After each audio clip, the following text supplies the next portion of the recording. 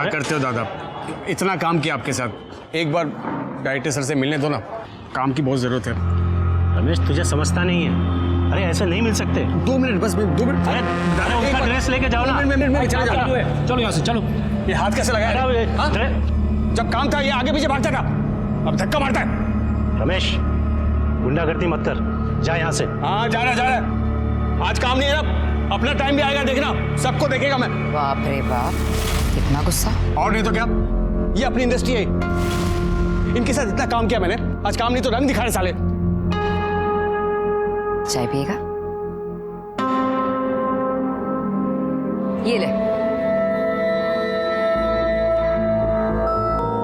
नाम क्या है तेरा? रमेश। तेरा? नाज। देख ज्यादा टेंशन नहीं लेने का, इस इंडस्ट्री में कभी काम है तो कभी नहीं है।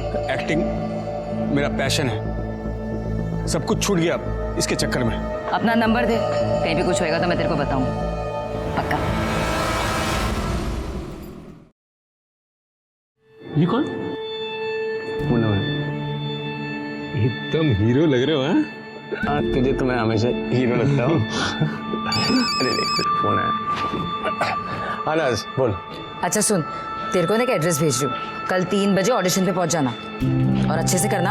हाँ थैंक्स नाज।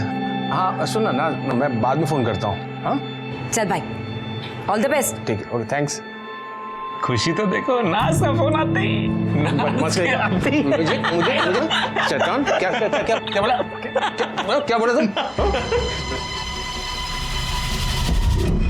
हम लोग बाजार से इतने सारे कपड़े लाएंगे रानी के लिए, है ना? अरे बाप, भूख लगी, भूख। अच्छा।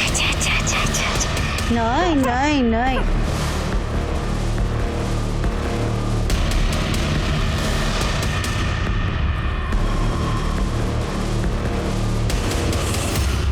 ये एड्रेस है, 2:30 बजे इंटरव्यू के लिए चले जाना।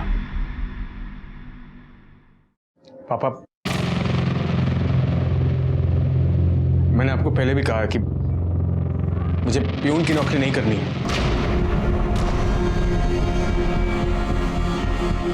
प्यून की नौकरी नहीं करनी है तो क्या करना है? मैं एक्टर बनना चाहता हूँ। एक्टिंग करेगा? मिल रही है तुझे एक्टिंग? अरे समझाओ अपने लाडले को, सपनों के घोड़े दौड़ाना बंद करे, जो मिल रहा है वो चुपचाप करे। बाप हूं मैं इसका, बैल नहीं हूं, कमा के खिलाता रहूंगा।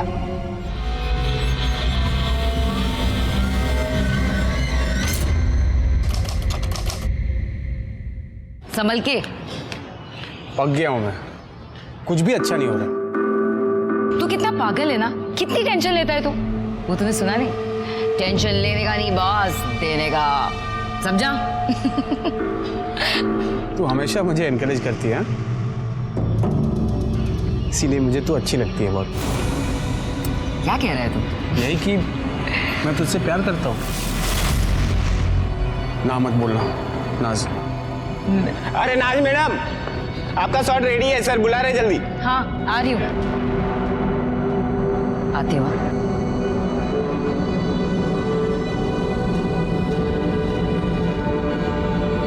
सुन, तूने आज तक इस सीरियल की शूटिंग सिर्फ बाहर से देखी है ना, आज अंदर से दिखाती हूँ। आजा। समझ में आ गया? हाँ रेडी करें? हाँ जी। Okay roll action. हाय बड़ा चांद सा बेटा है हुआ है तुम्हें, मैं पूरा नेग लूंगी। हाँ कट। क्या हुआ? यार इसको बाहर निकालो। और वो सुंदर वाली आई नहीं अभी तक? आ गई सर, आ गई। अरे तुम यहाँ क्यों खड़ी हो, जाओ ना फ्लोर पर। जी सर, यही हूँ मैं। अब सोच लो, अब भी प्यार करते हो? फ्लोर पर जाना, बाद में बात कर लेना, जा। जी सर। ओके सर, से बाहर आ जाओ। Ready roll action. नहीं, मैं तो पूरा 20,000 ही नेक लूंगी। 20,000। हाँ 20,000 नाचो रे।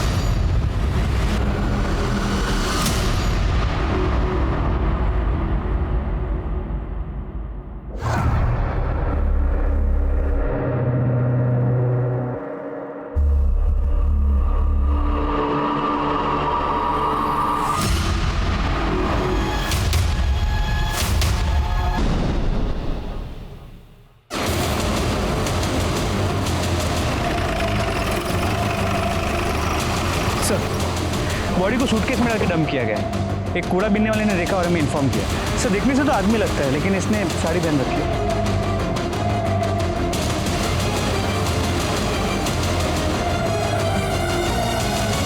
इनमें से कोई से पहचानता है?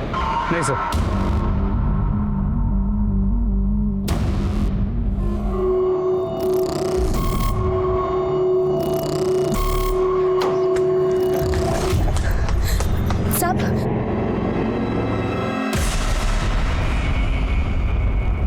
अरे तुम यहाँ क्या करी हो? जाओ यहाँ से। साहब इस बच्चे को रख लीजिए साहब। तुम्हारा दिमाग खराब है? हाँ, निकलो यहाँ से। साहब ये आपकी बच्ची है, मैं इसे नहीं रख सकती। ये क्या बोल रही हो तुम? कौन सी बच्ची? काहे की बच्ची? तुम यहाँ से निकलो, अगर किसी ने देख लिया ना तो प्रॉब्लम हो जाएगी। चलो जाओ यहाँ से। जाओ। अगर दोबारा आए ना तो देख लेना। साहब मेरी बात तो सुनिए। साहब मेरी बात तो सुनिए। साहब सर जहां हमें बॉडी मिली है उसके आगे एक सीसीटीवी कैमरा है, लेकिन सुबह होने तक वहां से 300 से ज्यादा गाड़ियां क्रॉस कर चुकी थी। मैं जानता हूँ ये काम थोड़ा टीडियस है राणे, लेकिन फिर भी उस सीसीटीवी फुटेज को बार बार चेक करो और उसमें से हर गाड़ी के बारे में पता करो। सर मैंने सूटकेस के बारे में पता करने की कोशिश की, पर पता नहीं चला क्योंकि वो पुराना सूटकेस था। कोई मिसिंग कंप्लेंट?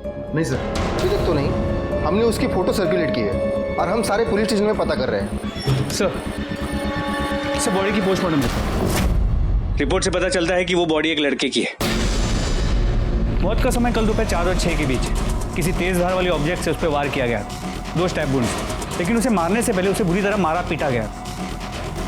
हमारे सारे खबरियों को काम पर लगा दो, आखिर पता तो चले कि एक लड़का लड़की बनकर क्यों घूम रहा है।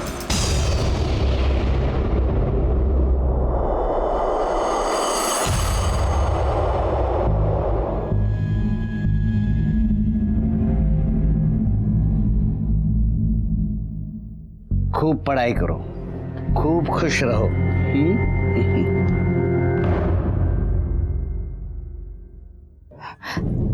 चांदबी, देखना रेशमा का फोन नहीं लग रहा और कल रात से आई भी नहीं है वो। अरे छोड़ना, वो भाग गई होगी। वैसे भी वो मुझे सही नहीं लग रही थी। और हाँ, तुझे बताती हूँ मैं, वो तो मुझे जन्म से किन्नर भी नहीं लगती थी। वैसे वो मिली कहाँ थी तुझे?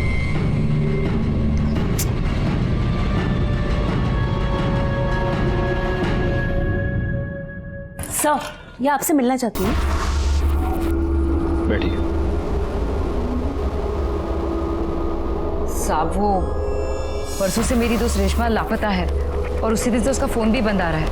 रेशमा की कोई फोटो है आपके पास? है ना साहब?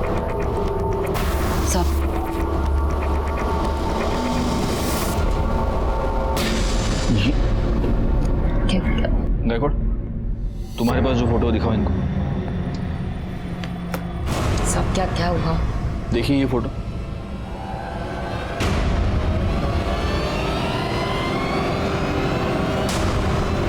हमें कल ये लाश तालाब के पास मिली है।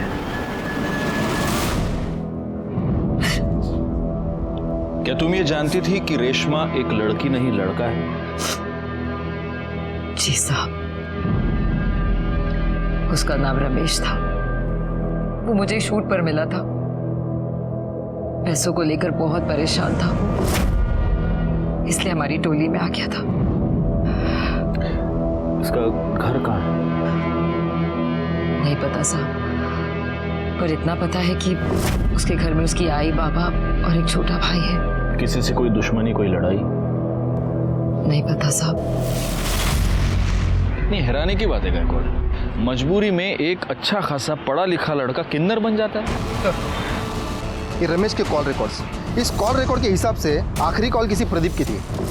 सर मोबाइल लोकेशन भी प्रदीप के घर के आसपास की बता रहे हैं। गायकवाड़, इस प्रदीप को उठा लो। रेशमा को कैसे जानते हो? सर क्या हुआ, आप ऐसे क्यों पूछ रहे हैं?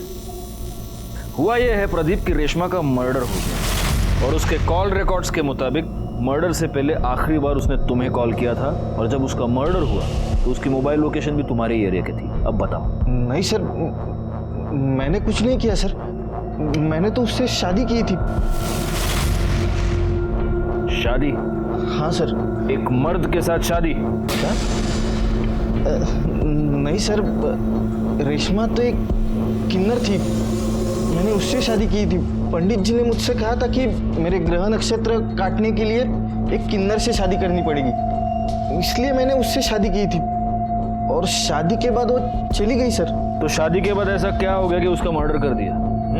पैसे को लेकर प्रॉब्लम हो गई? क्या हुआ? नहीं सर, बिल्कुल नहीं सर। उसने मुझे कहा था कि शादी करने के बाद तुम्हें मुझे 2 लाख रुपया देना पड़ेंगे। मैंने उसको 2 लाख रुपये दिए भी थे। सर मेरा अगर झूठ लग रहा है तो आप पंडित जी से पूछ लीजिए, सर वो थे वहां पे। तो पंडित जी, आपने इस प्रदीप की शादी रेशमा से करवाई? जी सर।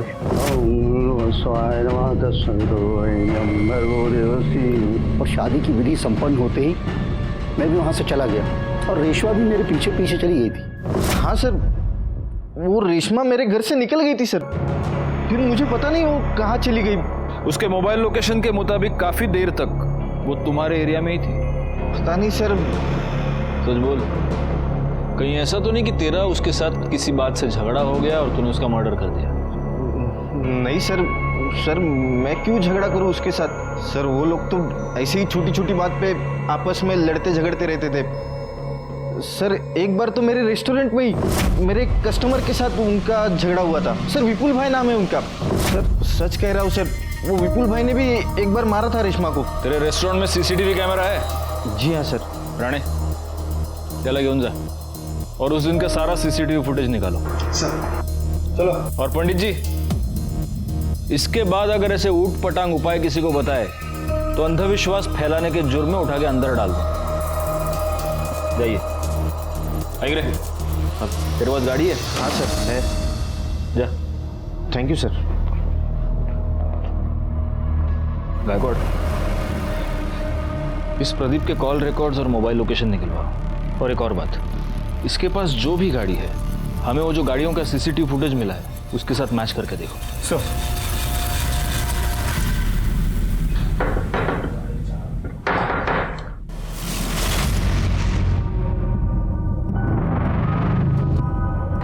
तुम यहाँ क्या कर रही हो?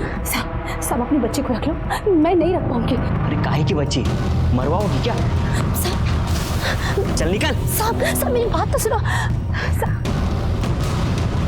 आनंद, आनंद, कौन था? कोई नहीं, तुम जाके चाय बनाओ। हाँ लेकर आती।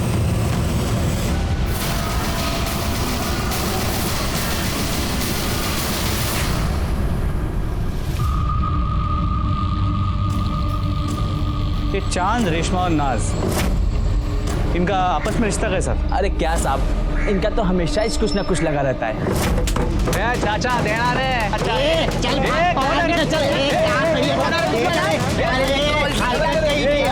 हलकट किसको बोल रहे रे? तू अपना काम करना। मर्द होकर या तालियां बजाता है। और ये जो चांद भी है ना, ये नकली किन्नरों से बहुत चिढ़ती थी। और रेशमा और नाज, ये भी आपस में लड़ते थे। अरे काहे का झगड़ा साहब, इनके तो बीच चुम्मा चाटी लग रही थी, मैं खुद कई बार देखी। चांद भी?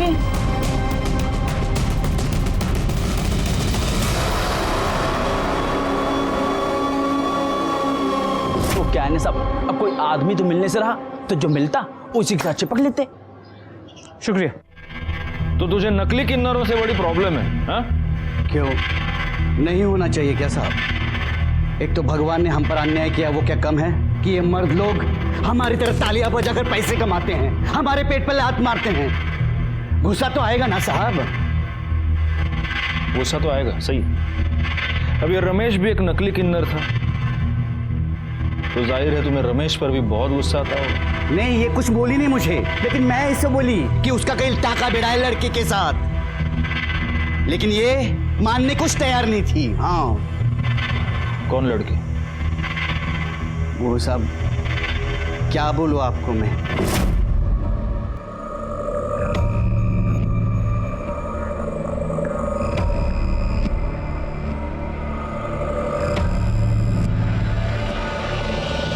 साहब जब मैं वहां गई ना, उससे पहले वो चली गई थी। वो अगर मिलती ना तो वहीं के वहीं उसका सच झूठ खुलवा देती। हाँ। तो नाज, तुम्हें यह पता चल गया था कि रमेश का किसी के साथ चक्कर चल रहा था, किसी लड़की के साथ, तो गुस्सा तो तुम्हें भी आया होगा, क्योंकि तुम्हारा और रमेश का अफेयर चल रहा था। नहीं नहीं साहब, झूठ मत बोलो, मेरे पास गवाह है। जी साहब, मेरे को बुरा लगा था। और इसी वजह से जब रमेश और प्रदीप की शादी हुई तब तुम प्रदीप के घर के बाहर रमेश का इंतजार कर रही थी। रमेश जब बाहर आया तब तुमने उसका मर्डर कर दिया। नहीं नहीं साहब, मैंने उसे नहीं मारा। मैं उसे कैसे मार सकती हूँ? मैं भले ही किन्नर हूँ, लेकिन मैं उससे सच्चा प्यार करती थी। प्यार के साथ यही तो परेशानी है नाज, हमें पता ही नहीं चलता कि प्यार कब जुनून बन गया। बैकवर्ड, तुम्हारी मोबाइल लोकेशन, इससे ये साफ पता चलता है कि जब रमेश और प्रदीप की शादी हो रही थी तब तुम प्रदीप के घर के बाहर ही थी। अब सच बोलो। नहीं नहीं साहब, मेरे को जब चांदी ने बताया तो बहुत बुरा लगा मेरे को।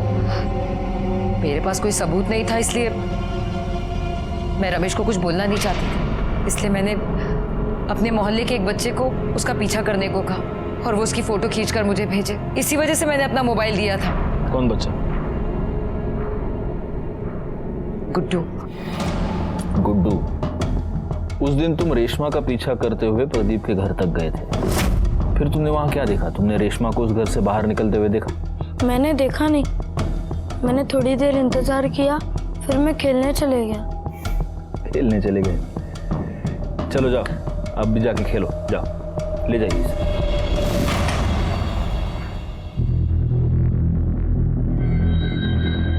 या तो नाज ने इस बच्चे को सचमुच अपना मोबाइल दिया था, या फिर वो इस बच्चे से झूठ बोलवा रही है। सर, प्रदीप की कार का नंबर उस दिन वहां जितनी भी कार्स थी उनसे मैच नहीं कर रहा, और सर उसका मोबाइल लोकेशन उस एरिया का नहीं है। मैंने उस रेस्टोरेंट की सीसीटीवी फुटेज मंगवाई थी, वो आ गई? जी सर। हाँ, तो विपुल तो रमेश को कैसे जानता है? साहब मैं कोई रमेश को नहीं जानता। अरे सॉरी, भूल गया, रमेश नहीं, रेशमा। रेशमा वो किन्नर, उसके साथ क्या लफड़ा था तेरा? साहब मैं पढ़ा लिखा इंसान हूँ साहब, मेरा भला किन्नरों से क्या लेना देना। अच्छा अच्छा, देखो विपुल, ये क्या है? हा? इस रेस्टोरेंट में उसको मारने के लिए तो उसके पीछे दौड़ रहा है, ये क्या है? साहब रेशमा मेरे घर के आगे पीछे चक्कर लगा रही थी। अच्छा? तो मुझे ऐसा लगा कि वो मेरा बच्चा चुराना चाहती है, तभी गुस्से में आकर मारा था साहब। अब गुस्से में आकर करड़े तुझे बहुत मारने वाले, क्योंकि तू झूठ बोल रहा है।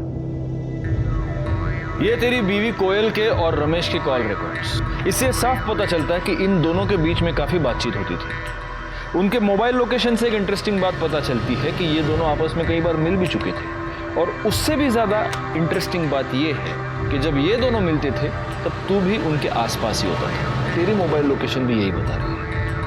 अब सच बोल, मैं तो बहुत मार खाएगा तू। सब बता दो साहब। मैंने कोयल को रेशमा के साथ देखा था तो मुझे शक हो गया। अब मुझे लगा कि ये जरूर कुछ अलग चक्कर है।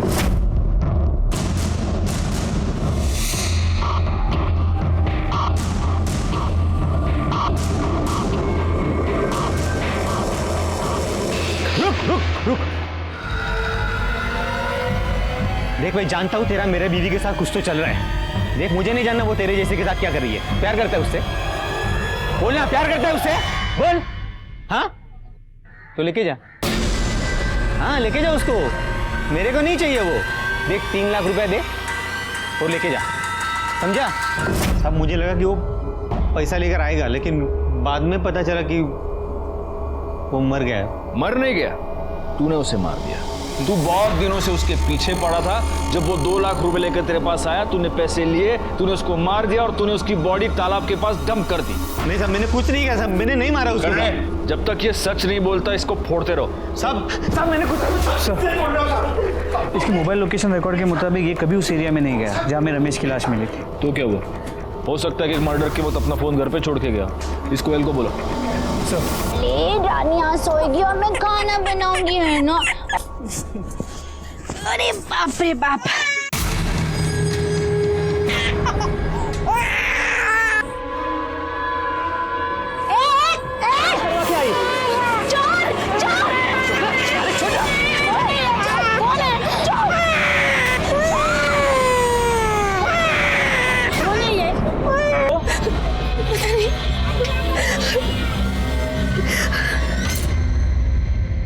तुम रेशमा को कैसे जानती हो? सर रेशमा नहीं, रमेश। शादी से पहले से ही मैं उसे प्यार करती थी। कोयल सुन एक बार मेरी बात सुन। देख मेरी बात तो सुन, मैं तुझे समझा रहा हूँ। क्या सुनूं? बाबा मेरी शादी करवा रहे हैं। प्लीज कोयल, मुझे थोड़ा टाइम दे। देख मेरा एक रोल फाइनल होने वाला है। ये मैं कब से सुन रही हूँ। मैं बाबा को अब और नहीं रोक सकती। सर फिर मेरी शादी हो गई, लेकिन फिर वो मुझे दिखा जब मेरा बेटा हुआ था। सर मैं आपको बता नहीं सकती कि उसे वैसे वहां देखकर मुझ पे क्या गुजरी थी। सर वो मेरे पीछे पड़ गया था। वो चाहता था कि मैं सब कुछ छोड़कर उसके साथ चलूं। मैं तुझसे बहुत प्यार करता हूँ, नहीं रह सकता तेरे बिना। देख मैं सब कुछ छोड़ दूंगा, बस तू एक बार हाँ कह दे। तो कहीं ऐसा तो नहीं कोयल कि रमेश ने तुम्हें इतना परेशान किया कि तंग आकर तुमने उसे मार डाला या फिर मरवा दिया? नहीं सर, मैं उसे अब भी प्यार करती हूँ। और अपने पति से? चलो छोड़ो। या फिर एक पॉसिबिलिटी ये भी है कि तुम्हारे पति को, विपुल को, तुम्हारे और रमेश के बारे में पता चल गया और गुस्से में आकर विपुल ने उसको मार दिया। नहीं सर, मैं अपने बच्चे की कसम खाती हूँ। रमेश के घर वालों के बारे में जानती हो?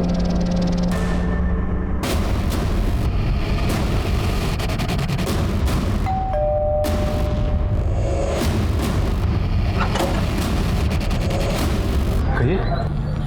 हम रमेश के बारे में आपसे बात करना चाहते हैं। बाबा, ये रमेश भैया के बारे में कुछ बात करना चाहते हैं। हम किसी रमेश को नहीं जानते। देखिए, आपके बेटे रमेश का मर्डर हो चुका है।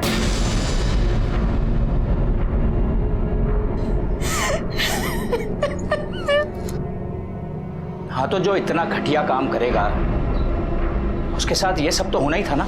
नाक कटा के रख दी थी उसने समाज में हमारी। साड़ी पहन के औरतों की तरह नाचता था वो।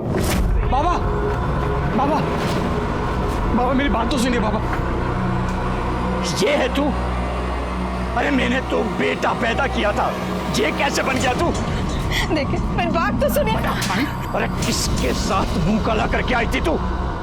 ये मेरा बेटा तो नहीं हो सकता। बाबा मैं आप ही का बेटा हूं, लेकिन आपने मुझे कभी अपना बेटा समझा ही नहीं। उन लोगों में शामिल हो गया था वो, और ये बात ऐसी नहीं है जो बहुत दिनों तक छुपती। एक ना एक दिन सबको पता चलना ही था। कहीं ऐसा तो नहीं कि इसी बेइज्जती के डर से आप ही ने उसका मर्डर कर दिया? भाई शपथ, कई बार लगा कि अपने हाथों से उसकी जान ले लूं, फिर लगा कि उसे मारकर खुद को सजा क्यों दूं। सिर्फ इसलिए बच गया वो।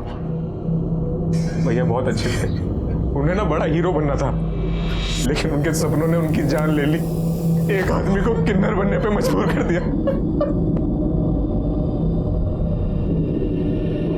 गायकवाड़, इन सब के कॉल डिटेल्स निकालो। क्या करूं मैं? बोल, खुद मर जाऊं या तुझे मार दूं?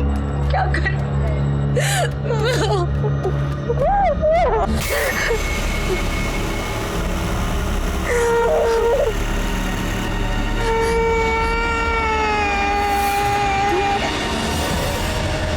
आशा, ए आशा, अरे बाहर पोलियो का टीका देने आए, रानी को लेके आना।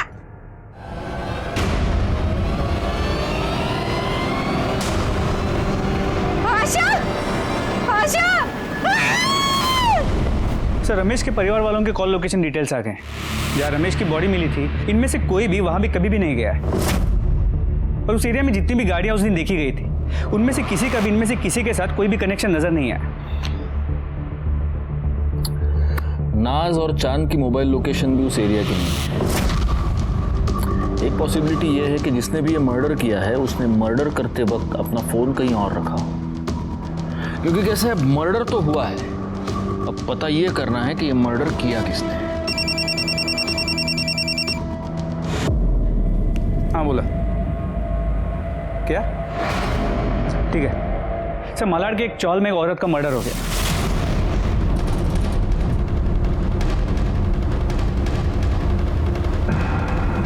हटिए। चला चला आगे, चला आगे, चला चल भैया, आगे चले।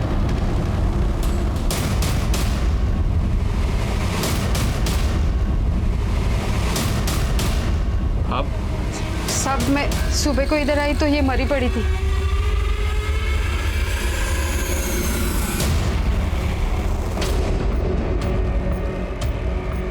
गला काट कर मारा गया है और गले का सारा खून सूख गया है, तो हो सकता है कि ये मर्डर कल रात को हुआ। क्या नाम क्या है इसका? आशा अपनी बच्ची के साथ यहाँ रहती थी साहब। बच्ची? तो बच्ची कहाँ है? बच्ची नहीं थी इधर, लेकिन मुझे लगता है ना इसका पति शंकर ने इसको मारा होगा। वो इधर आया था, 3 साल से उसको हम लोग देखा भी नहीं। आशा पहले दूसरे चाली में रहती थी जिधर मैं रहती थी। मैं इधर आई तो इधर रहने को आई। इसकी बच्ची की उम्र क्या है? 8-9 महीने। इसका ये पति शंकर ये कहाँ मिलेगा? होएगा उधर ही पुरानी चाली भी।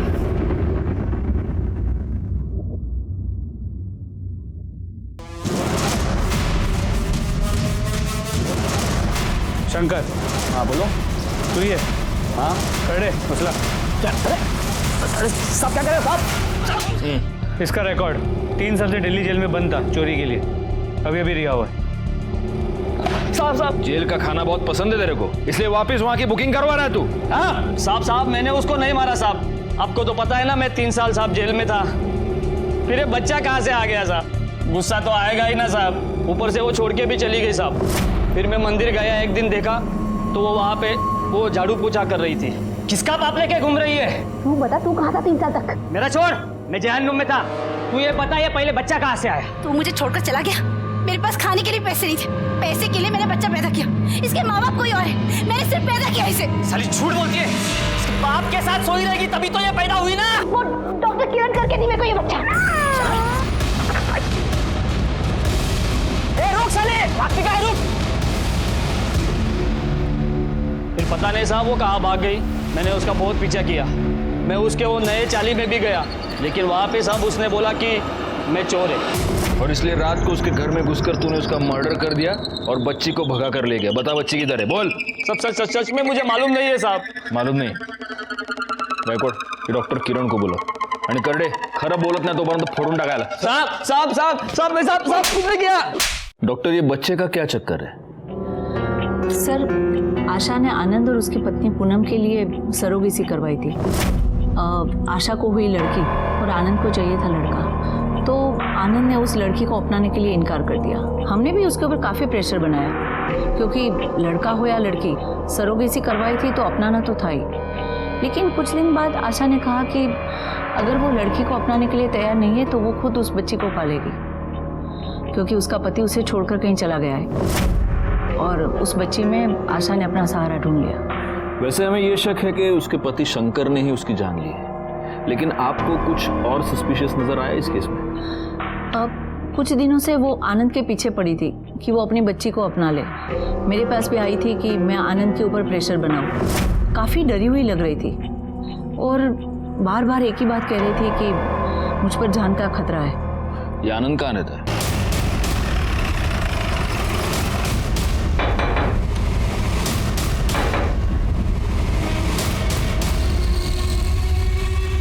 आनंद। Yes sir. आप आशा को जानते हैं? इससे पहले कि आप ना कह दें, मैं आपको एक बात बता दूं, हम डॉक्टर किरण से मिलकर ही यहां पर आए हैं। जी सर, जानता हूं। आशा का मर्डर हो चुका है। डॉक्टर किरण ने हमें यह बताया कि आशा पिछले कई दिनों से आपके पीछे पड़ी थी कि आप अपने बच्चे को अपना लें। कहीं ऐसा तो नहीं कि इससे परेशान होकर आप ही ने आशा को मार दिया? सर ये क्या बात कर रहे सर आप? आनंद? आनंद कौन है? ये बच्चा किसका है? सर ये वही आशा की बच्ची है। क्या? हाँ सर, इन्होंने तो कई बार मना कर दिया था बेटी के लिए, उसके बाद तो हम बच्चा नहीं कर पाए। मैं कई बार गई थी आशा के पास इस बच्ची को देखने के लिए।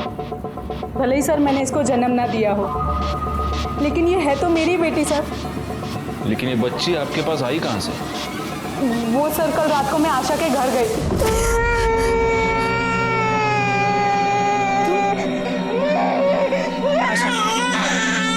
ये बच्चा मुझे दे दो।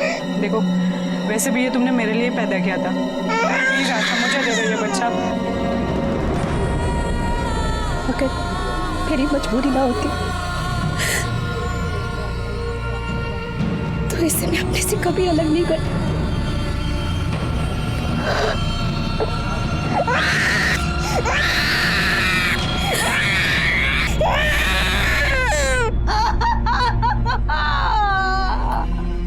इसका मतलब हो सकता है कि आपके वहां से जाने के बाद वहां पर कोई और आया। हो सकता है सर, कोई आया होगा।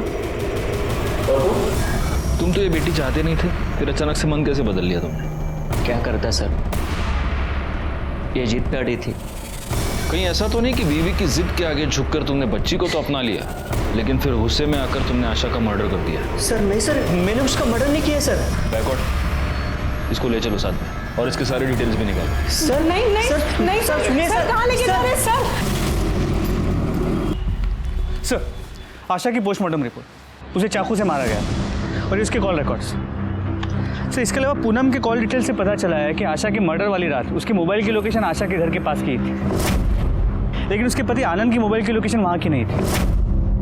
हो सकता है इस आनंद ने बड़े प्लानिंग के साथ आशा का मर्डर किया और इसलिए वो मर्डर करते समय अपना मोबाइल अपने घर पे ही छोड़ के गया था।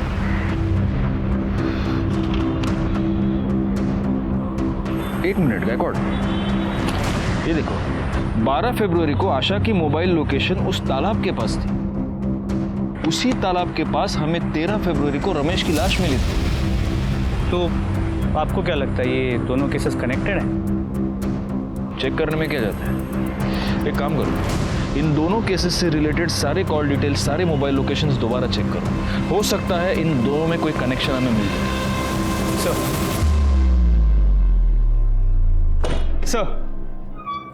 सर कनेक्शन मिल गया। इसमें आशा के घर के बाहर का सीसीटीवी फुटेज है।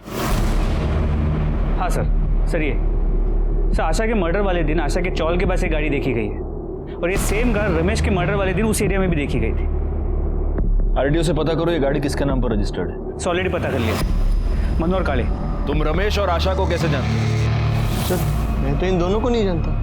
अगर तुम इन दोनों को नहीं जानते तो उस दिन 12 फरवरी को तुम्हारी गाड़ी उस एरिया में क्या कर रही थी जहां से हमें रमेश की डेड बॉडी मिली? उस दिन तो उसने मुझसे कार मांगी थी ना, उसकी गाड़ी खराब थी। किसने?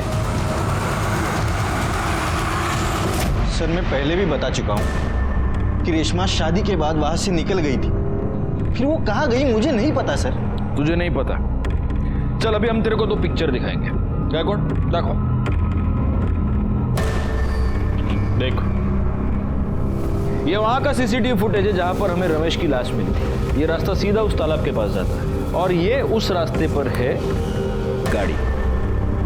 ये तेरी गाड़ी नहीं है, ये मनोहर काळे की गाड़ी है जो तूने उससे मांगी थी। अब दूसरी पिक्चर दिखाओ।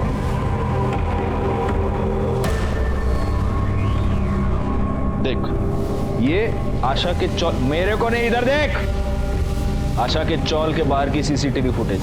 यहां पर भी तेरी गाड़ी मौजूद है। तेरी मतलब मनोहर काळे की गाड़ी जो तूने उससे मांगी थी। जहां पर हमें रमेश की डेड बॉडी मिली वहां पर भी ये गाड़ी, आशा के चौल के बाहर भी ये गाड़ी, और उसके बाद आशा की भी मौत हो गई। अब बोल। नहीं सर, मुझे लगा था कि रेशमा भी नाज और चांद जैसी ही है, इसलिए मैंने उससे शादी कर ली थी। उसके बाद पंडित जी वहां से चले गए, फिर रेशमा भी जाने लगी, तब मैंने उसे रोक लिया। 1 मिनट रेशमा। हाँ, तू कहाँ जा रही है? शादी होगी। अरे शादी हुई है, अभी तो सुहागरात भी बाकी है। क्या सुहागरात? हाँ, सुहागरात की कहाँ बात हुई थी? ये देख, मेरा मंगल बहुत भारी है और पंडित जी ने मुझे साफ साफ कहा है कि जब तक मैं सुहागरात न मना लूं तब तक मेरे ग्रह नहीं कटेंगे। और मैं आज तेरे साथ सुहागरात मनाऊंगा ना, तब जाके मेरी कल ज्योति से शादी हो सकती है। ज्योति से तेरी शादी हो ना, लेकिन मैं ये सब नहीं कर सकती। साला तो आदमी है। हाँ तो फिर इसलिए तो बोल रहा नहीं हो सकता है सब। जब मुझे पता चला कि वो किन्नर नहीं है तब मुझे बहुत गुस्सा आया, और सर मैं ज्योति से बहुत प्यार करता था, इसके लिए सर मैंने उसको मार दिया। तूने आशा को क्यों मारा? उसने मुझे रेशमा की लाश फेंकते हुए देखा था।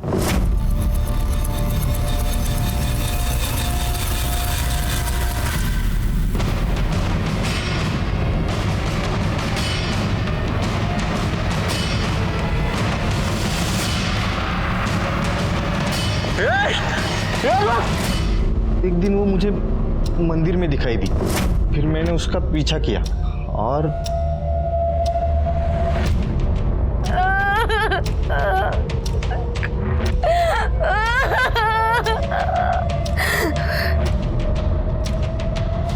अपने अंधविश्वास की वजह से तूने 2 लोगों की जान ले ली, अब जिंदगी भर जेल में सड़ेगा तू। बैकवर्ड चार्जशीट फाइल करो और उठा के डाल दो इसको अंदर। प्रदीप को रमेश और आशा के मर्डर के जुर्म में सजा मिली, केस सॉल्व हो गया। लेकिन इस केस में सोचने वाली बात यह है कि अपने हालात से हार मानकर जब रमेश ने किन्नर बनने का फैसला किया, तब क्या उसे अपने इस डरावने अंत की दस्तक नहीं मिली थी? अपना लोग, अपनी दुनिया, अपने परिवार से मुंह मोड़कर वो एक ऐसी दुनिया का हिस्सा बन गया जिस दुनिया के बारे में वो कुछ भी नहीं जानता था। वो नाज से प्यार करने लगा था, इसमें कोई भी बुरी बात नहीं थी, लेकिन अपनी हकीकत से मुंह मोड़कर इतना बड़ा कदम उठाने से पहले उसे ये सोच लेना चाहिए था कि कुछ रास्तों पर चलकर वापस आना बहुत ही मुश्किल होता है। खैर, मैं सीनियर इंस्पेक्टर राजेश यादव आपसे विदा लेता हूँ, दोबारा मिलूंगा। तब तक सतर्क रहिए और देखते रहिए क्राइम पेट्रोल दस्तक, क्योंकि मकसद बताना नहीं, बचाना है। जय हिंद।